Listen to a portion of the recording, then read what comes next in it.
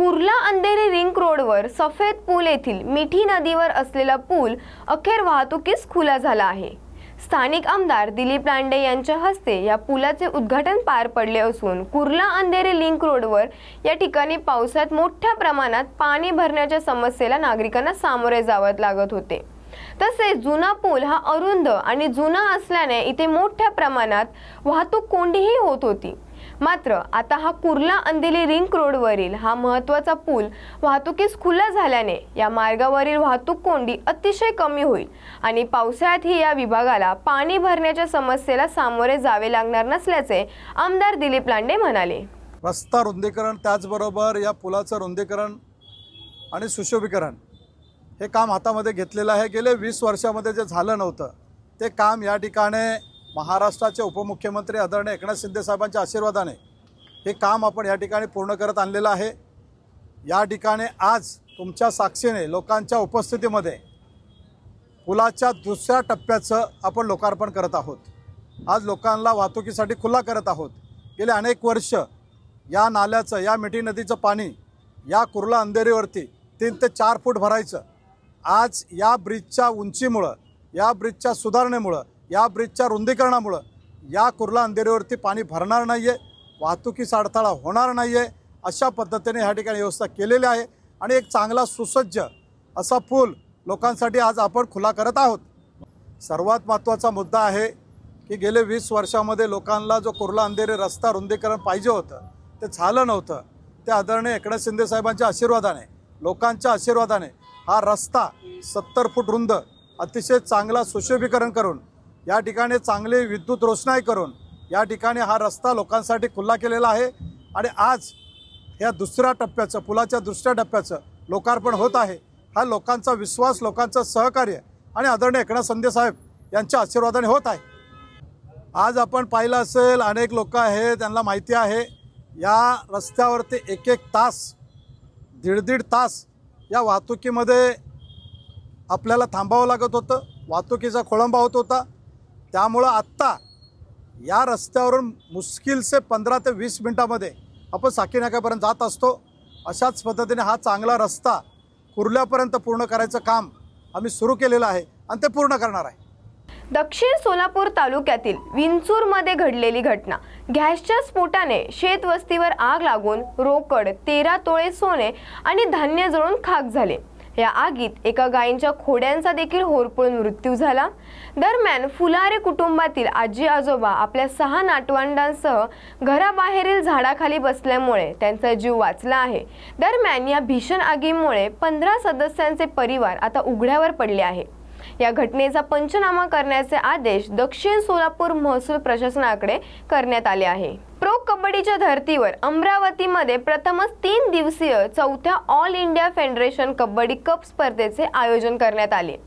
देशभरातील 9 राज्यातील पुरुष आणि महिलांचे कबड्डी संघ अमरावतीमध्ये दाखल झाले। अमरावती जिल्हा कबड्डी असोसिएशन व शोध प्रतिष्ठानने आयोजन केलेले असून एकाच मैदानात राष्ट्रीय व आंतरराष्ट्रीय पातळीवर अमरावती येथील ऑल इंडिया फेडरेशन कपच्या भव्य आयोजनाला विशेष महत्त्व प्राप्त झाले। ऑल इंडिया फेडरेशन कपचे उद्घाटन आमदार सुलभा खोंडके यांच्या हस्ते झाले होते। विजेत्या संघाला 4थ्या All India Federation Kabaddi Cup देऊन गौरविण्यात आले। उपविजेता संघाला ट्रॉफी देऊन गौरविण्यात आले। या 3 दिवसीय कबड्डी स्पर्धेला अमरावतीकरांनी मोठ्या प्रमाणात प्रतिसाद दिला आहे। आपण गेल्या 3 दिवसांपासून आपण बसून सामन्यांचा आनंद घेतला। त्या गॅलरीचे संपूर्ण ती गॅलरी ज्यांनी निर्माण केली आणि हे काम केवळ त्यांचं अमरावती जिल्ह्यात नाही तर अमरावती जिल्ह्याच्या बाहेर महाराष्ट्रामध्ये मोठमोठ्या स्पर्धांमध्ये आमच्या मुकुंद भाऊंची गॅलरी अतिशय दिमाखात उभी असते।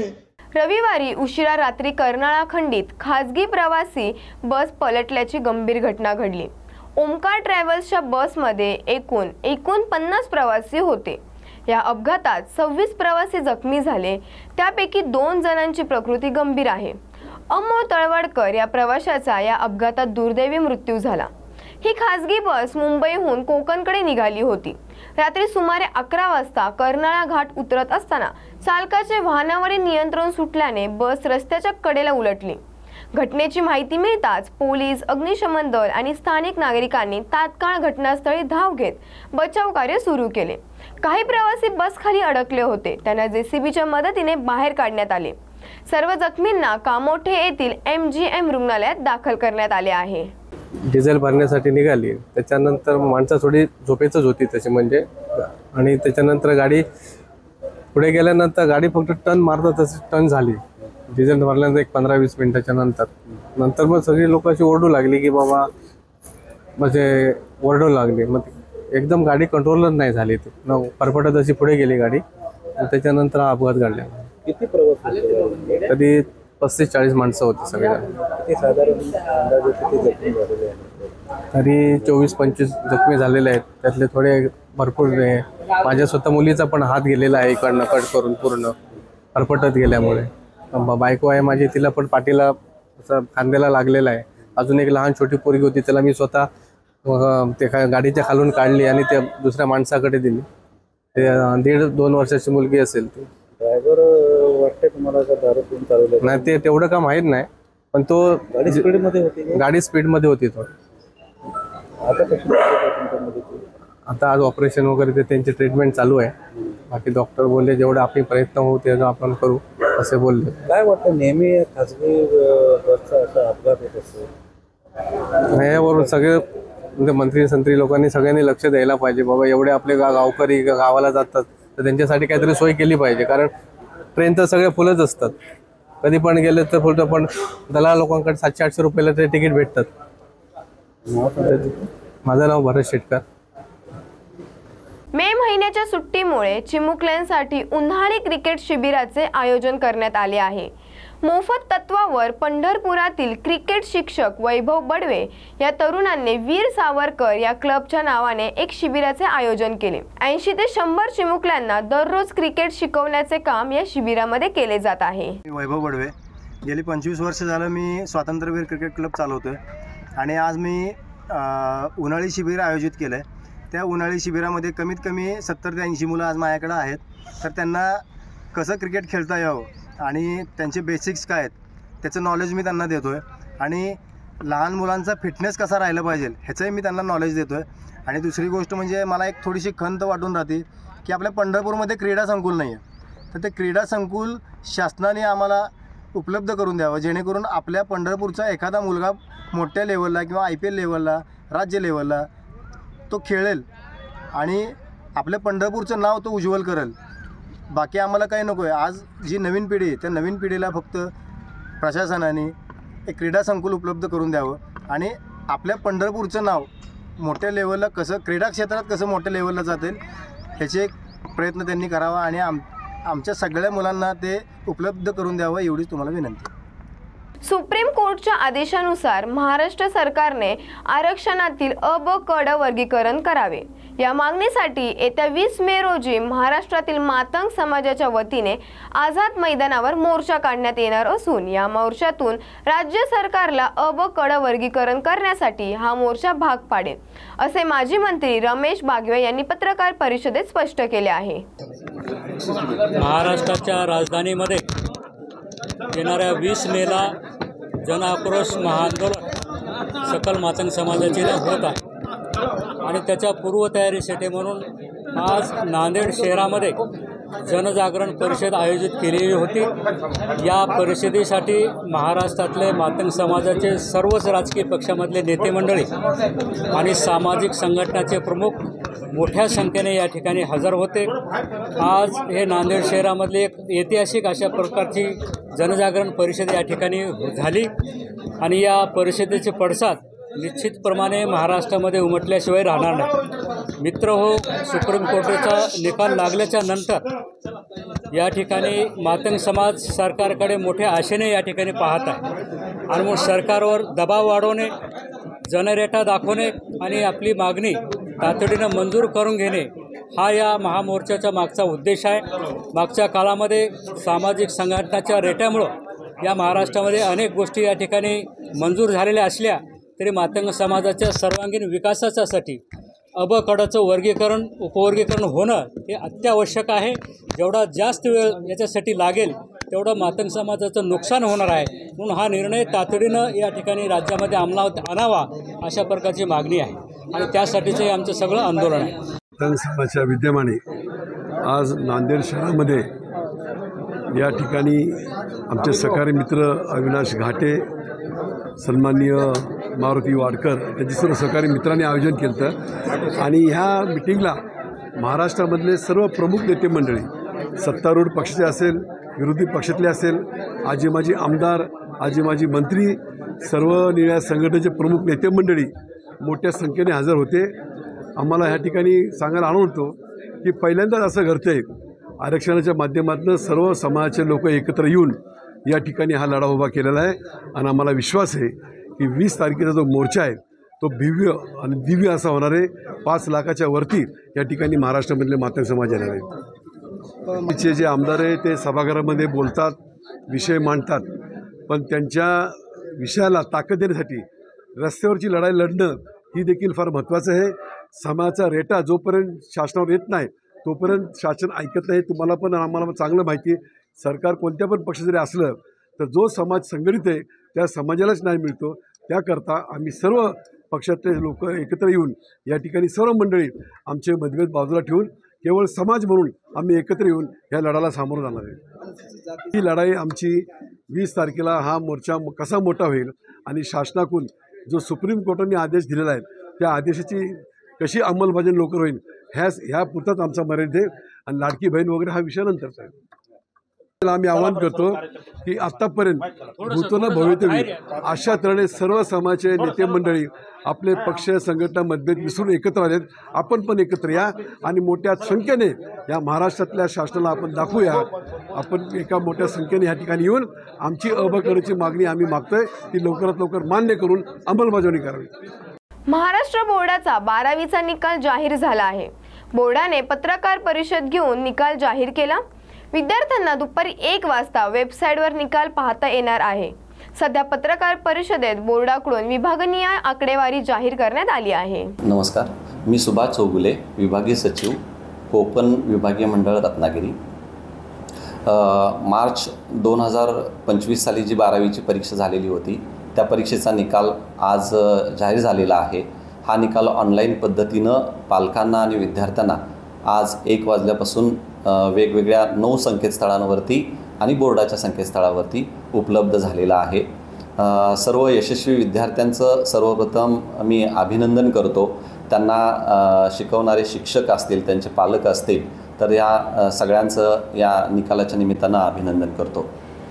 रत्नागिरी विभागामध्ये एकूण 243 कनिष्ठ महाविद्यालय आहेत आणि या 243 कनिष्ठ महाविद्यालयांमधल्या विद्यार्थ्यांची परीक्षा 61 केंद्रांमधून दोन्ही जिल्ह्यांमधून घेण्यात आलेली होती. तर याच्यामध्ये नियमित स्वरूपामध्ये 23,627 विद्यार्थ्यांनी 12वी परीक्षेसाठी नोंदणी केलेली होती. त्यापैकी 23,563 विद्यार्थी प्रत्यक्ष परीक्षेसाठी बसलेले होते, हजर होते, प्रविष्ट होते आणि याच्यामधून 22,797 विद्यार्थी हे उत्तीर्ण झालेले आहेत आणि हे उत्तीर्णतेचं शेकडा प्रमाण आहे हे 96.74 आहे.